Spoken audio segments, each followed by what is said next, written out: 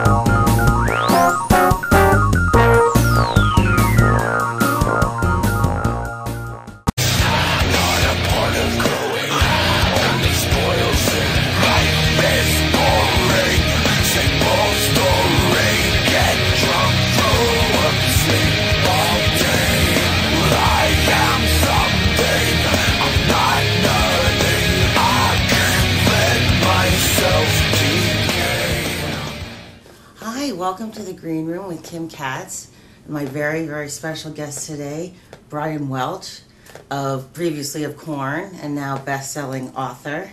Yeah. And I want to congratulate you on writing a bestseller about, not just the rock and roll and sex, drugs, rock and roll, but about your conversion. Yeah, spiritual awakening. Spiritual awakening. Yeah. I like that better too. I woke up. Right. Congratulations. Was that scary to put it down and in print? Yeah, especially some of the darker things that no one knew about with my my past. Like my ex-wife or whatever. Yeah. Like the abuse and stuff. I'm like, my mom's gonna read this. Right. Yeah. But I felt that something inside me said, pour everything out, and even the worst things that really bothered you, that you did, pour it out. Right. And you're gonna be pouring that, getting it out of you, and also you're going to be helping someone reading it. So yeah, I had to man up and just do it.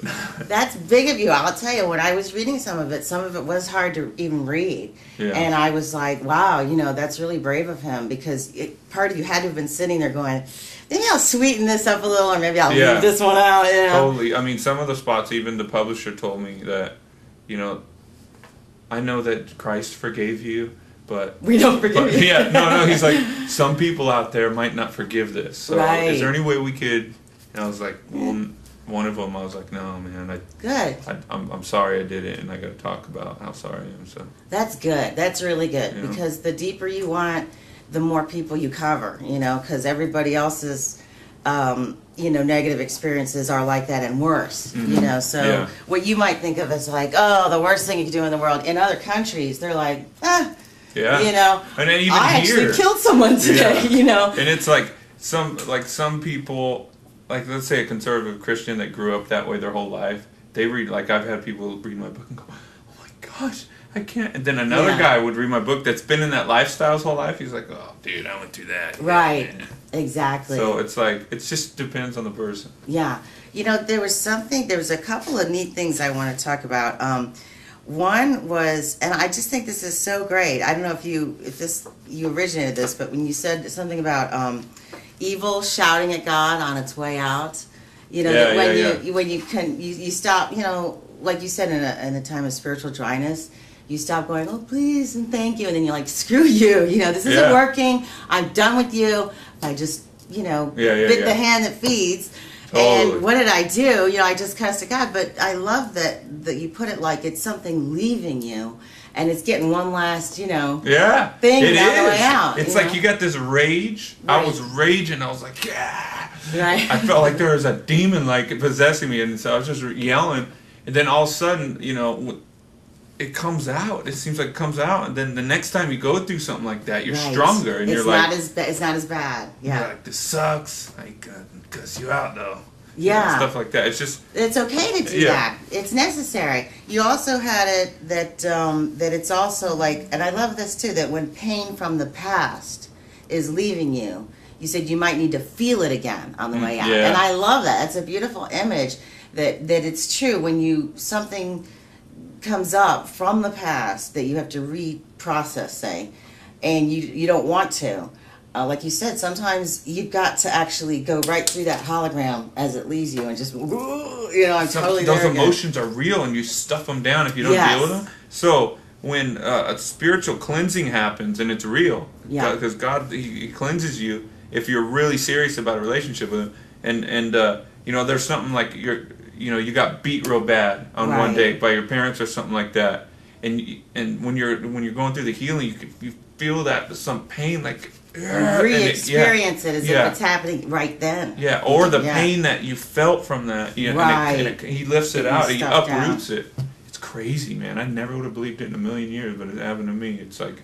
Do you ever notice too that sometimes when you're peaking spiritually, you're not dry. You're feeling like, wow, the signs are coming, the synchronicity, things are happening. I really feel it. I'm feeling the presence.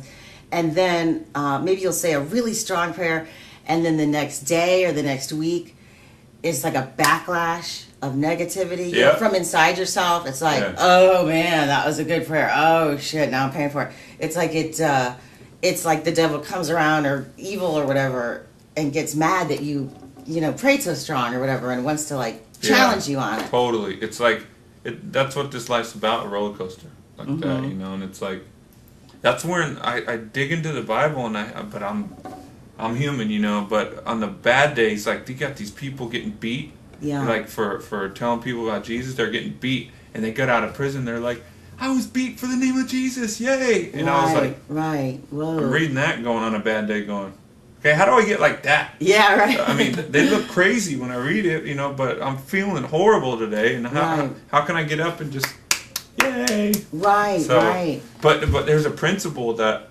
when something really bad comes against you, that means something really good's going to come out of it. It's like this life is all about birthing, and as you know, there's a pain in birthing. Yeah. Right. I don't personally, still virginal hair, but spiritual birthing. But absolutely, no, I do. Right, and it is hard to give birth to a painting or a song. Yeah. It's like everything's about that stuff. So. There's another thing that I really enjoyed that you put in the book was the photo of the dove that appeared. That your friends captured on camera accidentally after you were baptized. I think that's so beautiful because obviously it wasn't accidental. It's an incredible photo. And it shows the type of synchronicity that can buck you up when you're feeling dry. You know what I'm saying? Sometimes it's a license plate that says open your mind, or sometimes it's a bus sign that goes by just and it says peace or whatever, just when you need to see it. But it pays homage to that kind of synchronicity, that it's very important to see those signs because it gives you that silent feeling like, oh, I'm on the right path, even though maybe totally. It's not such a great day.